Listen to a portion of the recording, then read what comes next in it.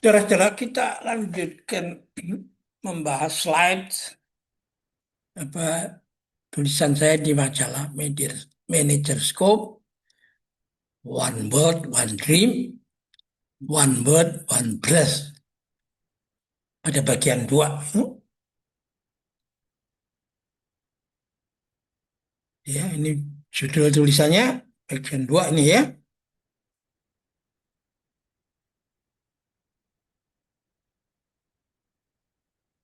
Kita lanjutkan pembahasan kita tentang apa yang sebenarnya apa masyarakat kita hadapi dalam dunia yang begini kompleks itu. Nah, setelah Anda di malam pertama, Jumat malam itu dijelaskan dengan jelas sejelas-jelasnya siapa-siapa saja yang berkumpul saat ini dan dengan alasan apa dan untuk mencapai apa, maka esok harinya dimulai dengan tes tekanan darah, tensi dan saturasi, dan juga sebagian lagi mengikuti tes dengan alat tes ukur yang dibawa oleh Dr. Willy Paris dari Universitas Atmajaya.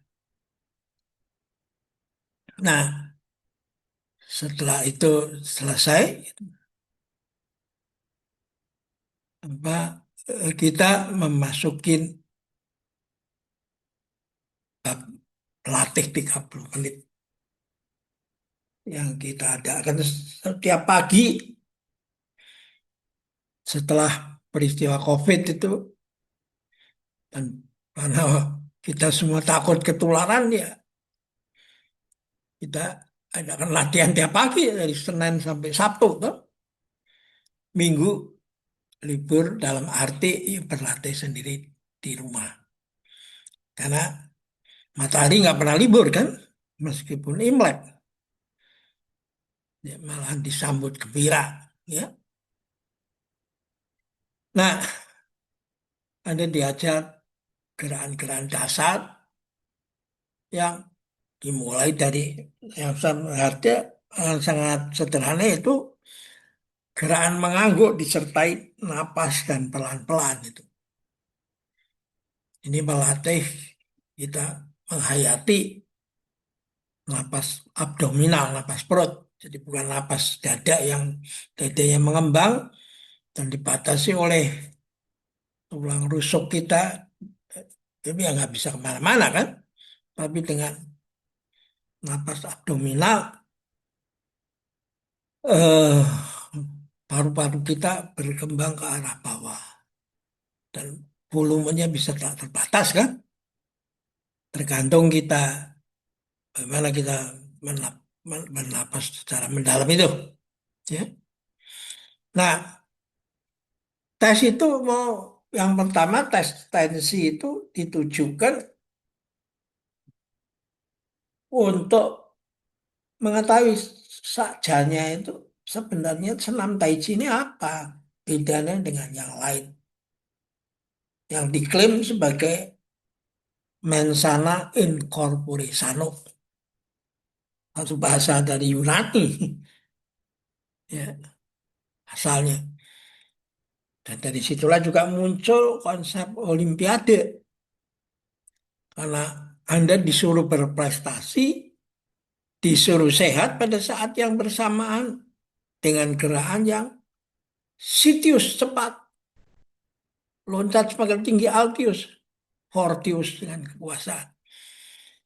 Dan akhirnya memang ya manusia loh kok begini konsep interpretasi dengan kesehatan.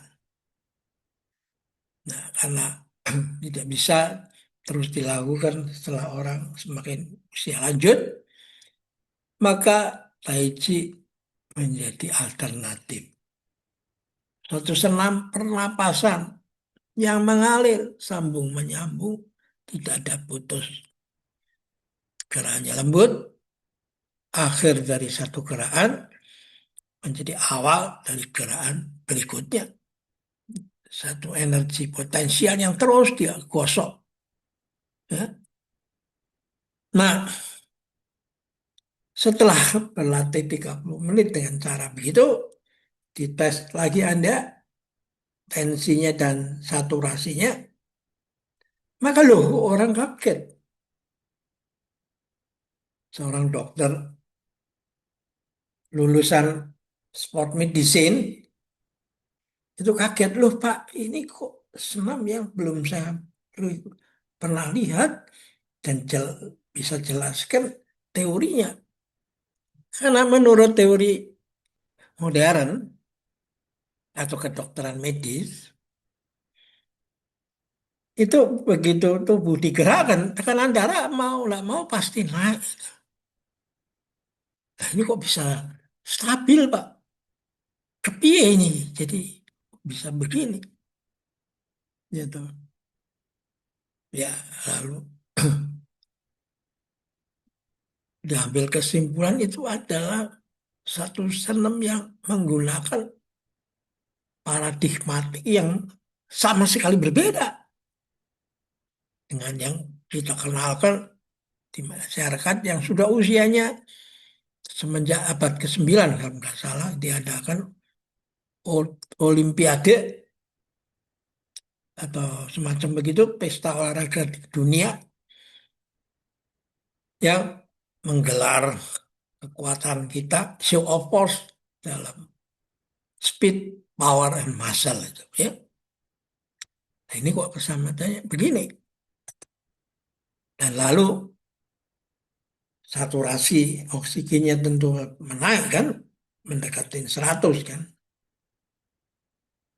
Yang di masa COVID itu dijadikan salah satu analisa kritis bahwa orang itu kekurangan oksigen sehingga dikumpulkan stok oksigen dalam tangki meskipun itu udah di ke rumah sakit meskipun untuk teknis dipakai aja udah karena orang ketakutan kehilangan oksigen kan akibat COVID padahal yang dibutuhkan justru sesungguhnya adalah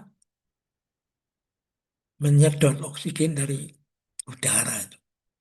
Seperti yang disampaikan oleh Profesor Lestari Angka dari IPB, ahli perikanan, ilmu perikanan, yang mengatakan orang harus bergerak itu seperti fish itu, seperti ikan itu.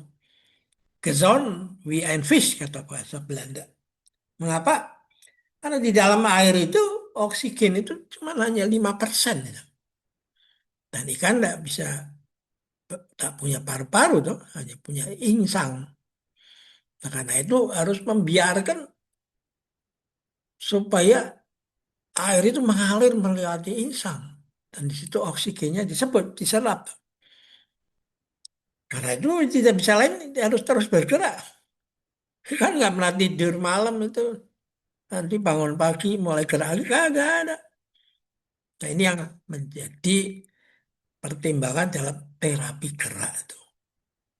Kalau terapi gerak ya harus kerjakan setiap hari. Mau kemana lagi? Nggak bisa tidur-tiduran, istirahat. Ya, tahu, jangan banyak bekerja. Nah, seperti anjuran daripada medis ya, kalau sudah sakit istirahat. Bahkan ada bed rest, kita nggak mengenal bed rest itu.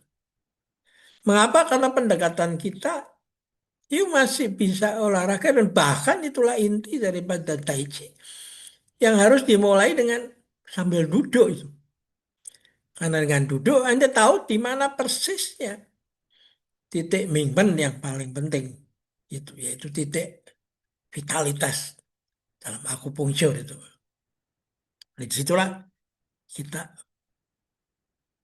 mengatakan bahwa ya kalau you melihat hanya seperti serangga yang hidupnya di musim panas saja, ya jangan cerita tentang musim dingin kan. Nah, dia nggak kenal itu.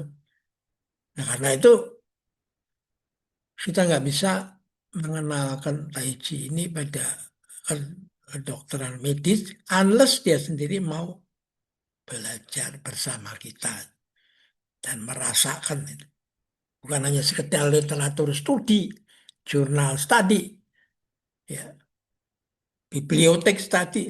Nanti Anda akan kesasar di dalam hutan jurnal dan hutan buku-buku cari nih orang. Ya, toh? Tapi Anda tidak pernah ketemu sama orang yang sesungguhnya telah berlatih itu. Nah, inilah relevansinya cerita ini dengan apa yang dikatakan Lao Tzu.